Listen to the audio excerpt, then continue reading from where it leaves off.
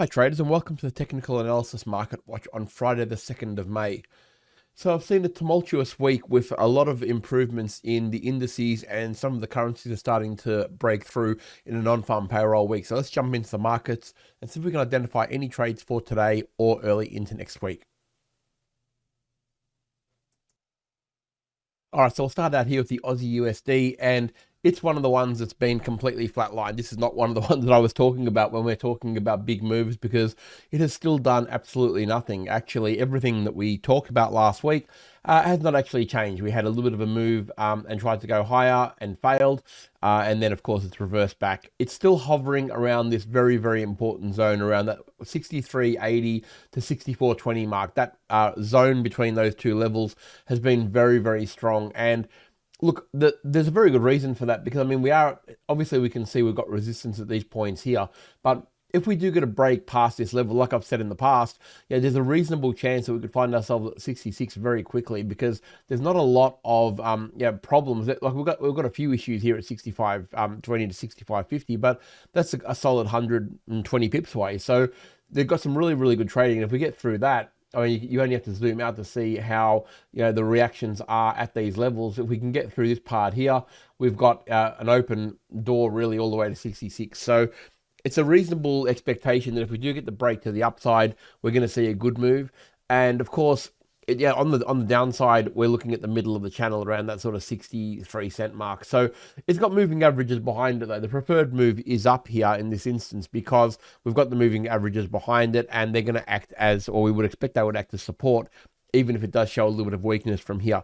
Of course, we've got an interest rate decision for the Aussie dollar next week on Tuesday, so that's going to make a big difference to the currency. And I think we're probably hovering around this level for a reason. And if we do get an unexpected change in the interest rate, I think we're going to see that dynamic move that we're expecting on the Aussie. So really not a lot to talk about here, except that we're in a zone that once it does eventually break out, I think we can see a 100 pip movement either side of this one.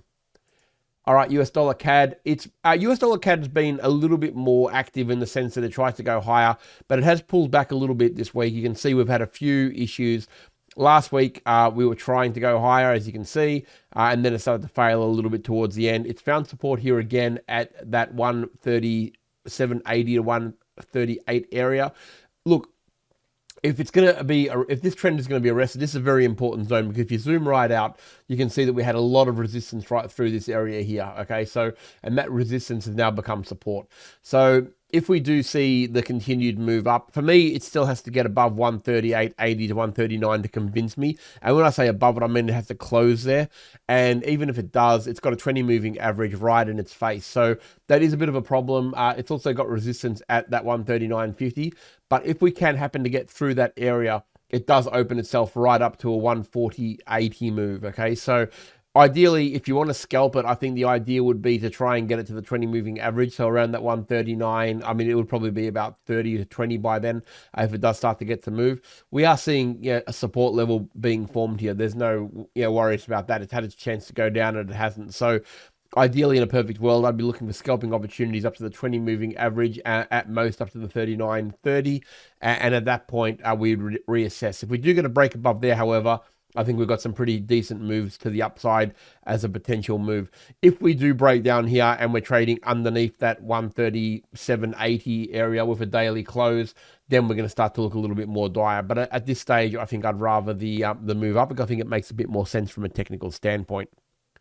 All right, over to the US dollar yen, and this one has been one of the stars of the show this week. It's been a really, really good move up.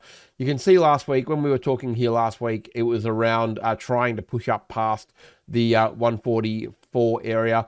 It pulled back like all good trends should do, and found support again at the previous support level, which we know we've seen before.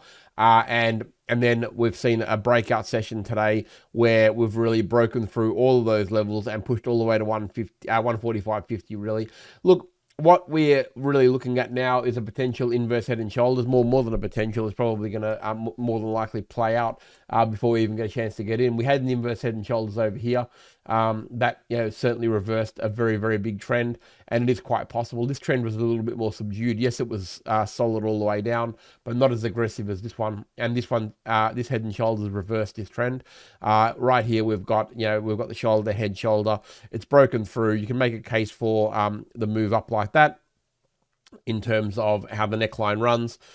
If it does reach its full potential, more than likely it's going to be around that sort of 149 area. Still quite a bit to go in terms of profit, but yeah, look, it's seen a very, very strong sign. It's got the lightning bolt. The most important part of an inverse Head and Shoulders, of course, is that it's actually a lightning bolt coming out of a reversed area, and that's the important part. Price action gives us everything we need to know. So we've got the high, high, high, low sequence now. Even if it turns around here and finds support again above that 144 to 144 sort of 30 area, and the 20 moving average, that would not be a bad thing either. In fact, it would probably be welcome. So if we do see a pullback and it comes back down to around this level, I think that could be a potential strong buy zone.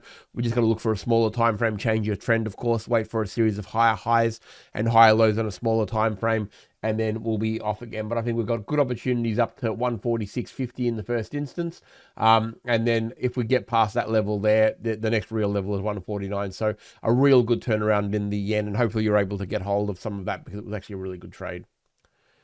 All right, dollar index, another one that is really trying very hard to get above it. And this is also another potential inverse Head and Shoulders area. It's managed to get itself back above the 100, which is really important. A little bit more work to do. It needs to get above that sort of 170 area now. The 20 moving average needs to be broken, as does this resistance level now, because it was support previously, and now it's a resistance level. So if we can get past that zone, we're going to get the same as the yen, in the sense that we're going to have a lightning bolt on the way up. And if we get that, we're a really, really good show for a 101.80 to 102 level. That would be the inverse Head and Shoulders pattern confirming, which is great. Of course, we love patterns confirming and proofing themselves, but just as importantly, we've got really good price action coming out of what has been a very well defended area now. So we really, it's still got a bit of work to do. It's got a 20 moving average and resistance level, very heavy one at that, to break through. But if we can get past this level, it looks really, really good up to that 101.80. So we're looking for a daily close above here. If, of course, it fails and rolls over here and starts to trend on a lower time frame, lower high and lower low sequences, we'd look at the shoulders as the first target around that sort of 98, 90 area. So that's how the dollar index looks. Not too bad at all.